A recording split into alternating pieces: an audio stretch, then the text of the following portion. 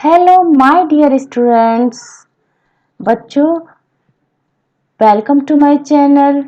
और अगर आपको मेरे द्वारा बनाए हुए वीडियोस अच्छे लगते हैं और ये आपकी स्टडी में हेल्पफुल है तो फिर मेरे चैनल को लाइक करिए, शेयर करिए और सब्सक्राइब करना तो बिल्कुल मत भूलिए। तो चलिए आज हम शुरू करते हैं lesson 8 the missile man of India. Abdul Kalam को हम मिसाइल मैन ऑफ इंडिया कहते हैं और ये हमारे 11वें राष्ट्रपति थे और एक बहुत महान साइंटिस्ट थे। तो हम इनके बारे में जानते हैं इस चैप्टर के माध्यम से। Now let's start this chapter. Avul Pakir Jainulabdeen Abdul Kalam, usually known as Dr. APJ Abdul Kalam, was the 11th President of India from 2002 to 2007. Abul Pakir Jainulabdeen Abdul Kalam को एपीजे अब्दुल कलाम के नाम से जानते हैं और ये हमारे देश के 11वें राष्ट्रपति थे भारत के, जिनका कार्यकाल 2002 से 2007 तक रहा।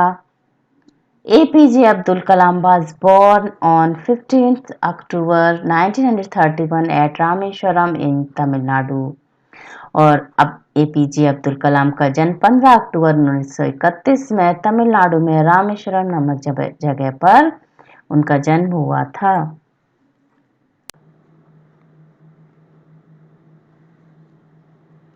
Although he was born in a poor family, यद्यपि उनका जन्म एक गरीब परिवार में हुआ था, he was an exceptionally brilliant child, और वो असाधारण रूप से एक बहुत होनहार होशियार बच्चे थे। His father Jainuddin was a boat owner who ferried Hindu pilgrims at the Rameshwaram temple in Tamil Nadu. उनके पिता जैनुलाब्दीन एक नाव के मालिक थे जो तमिलनाडु के रामेश्वरम मंदिर में हिंदू तीर्थयात्रियों को नाव से लेकर जाते थे। His father was also an imam at the local mosque. Local means स्थानीय, मॉस्क मीन्स मस्जिद। स्थानीय मस्जिद में उनके पिताजी एक इमाम भी थे। And his mother Ashiamma was a housewife. उनकी माता अशियम्मा एक गृहिणी थी।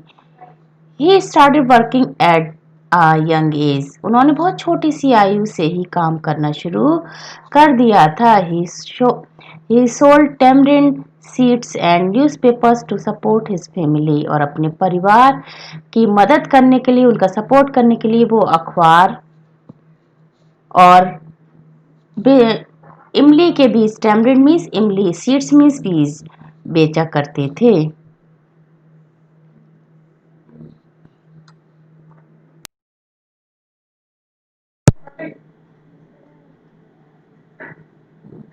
After completing his schooling at the Rameshwaram Elementary School, Kalam went to attend St. Joseph's College in Tiruchirappalli. अपनी स्कूल की पढ़ाई रामेश्वरम प्राथमिक विद्यालय से पूरी करने के बाद कलाम ने तिरुचिरापल्ली के सेंट जोसेफ्स कॉलेज में दाखिला लिया। The college was affiliated to the university of Madras. यह कॉलेज मद्रास विश्वविद्यालय से मान्यता प्राप्त था। From where he graduated in physics in 1954, और जहां से उन्होंने 1954 में भौतिक विज्ञान में स्नातक किया। He specialized in aero engineering from Madras institute of technology MIT।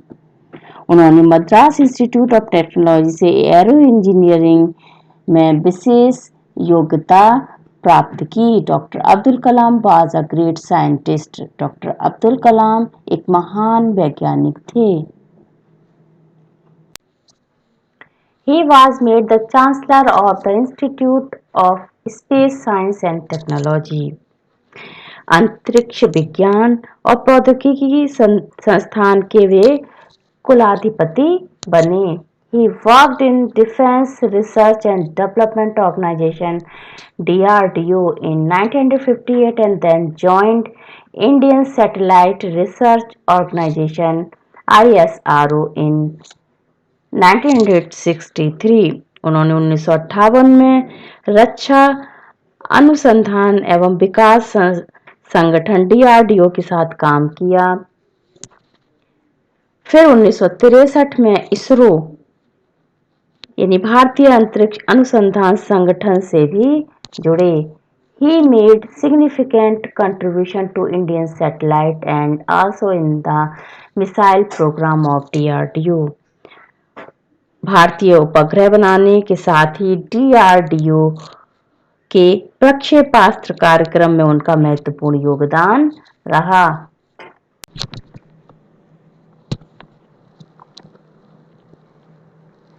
As a project director of SLV-3, he contributed to the development and management of India's first indigenous satellite launch vehicle SLV-3 to inject Rohini satellite in the near Earth orbit।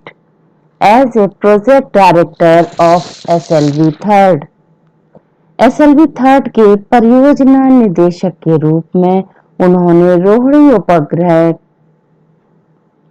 को पृथ्वी की कक्षा के पास स्थापित करने में भारत के प्रथम प्रक्षेपण यान SLV-3 के विकास और संचालन में योगदान दिया। His greatest contribution was in the field of missiles। उनका महानतम योगदान मिसाइल्स के क्षेत्र में यानी प्रक्षेपास्त्र के क्षेत्र में था। अग्नि, पृथ्वी, आकाश, त्रिशूल and Nag missiles were developed by him। अग्नि, पृथ्वी, आकाश, त्रिशूल और नाग प्रक्षेपास्त्र उन्होंने ही विकसित किए। He is known as the Missile Man of India for his work on the development of ballistic missile and launch vehicle technology। Ballistic प्रक्षेपास्त्र और प्रक्षेपण यान तकनीक विकसित करने के लिए उन्हें भारत का मिसाइल मैन ऑफ इंडिया यानी कि मिसाइल मैन कहा जाता है। Besides being such a great scientist, he was a great writer too।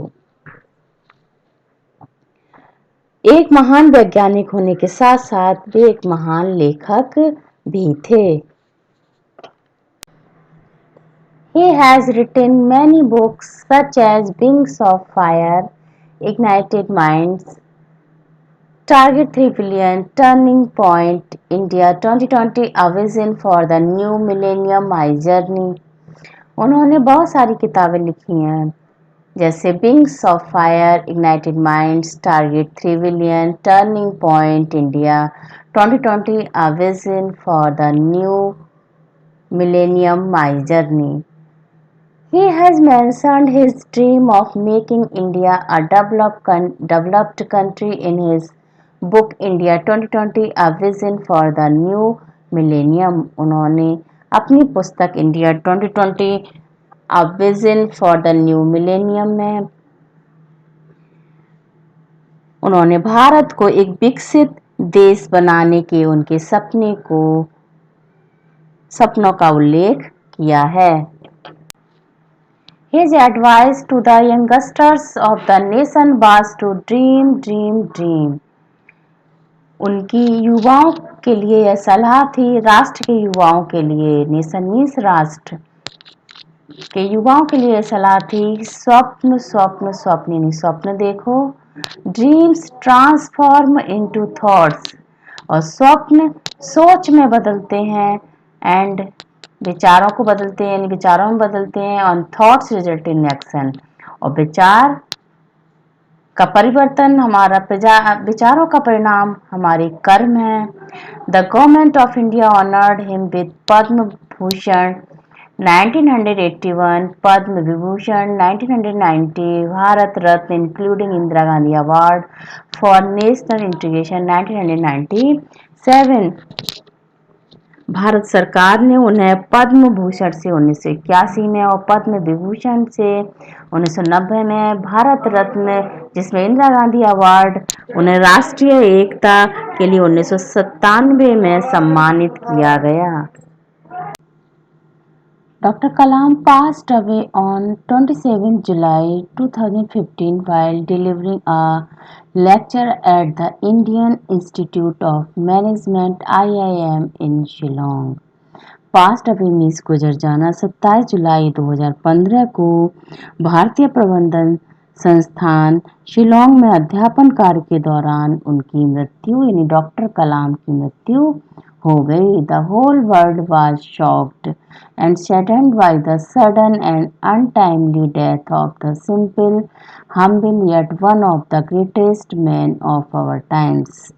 साधारण, विनम्र, साथ ही हमारे समय के सबसे महान व्यक्ति की अचानक यानी सडन मीन्स अचानक, अनटाइमली यानी बिना समय की अकाल मृत्यु के बारे में जानकर सारी दुनिया सदमे में और दुखमय हो गई। If you want to shine like a sun, यदि आप सूरज की भांति चमकना चाहते हैं, first burn like a sun, पहले सूरज के जैसे जलना सीखिए। यानी कि इस बात से हमें यह शिक्षा मिलती है कि यदि हम अपने जीवन में सूरज की जैसे ही ऊंचाइयों को छूना चाहते हैं, एक कामयाबी की सीढ़ी को प्राप्त करना चाहते हैं, तो हमें अथक प्रयास और कठिन परिश्रम करना होगा।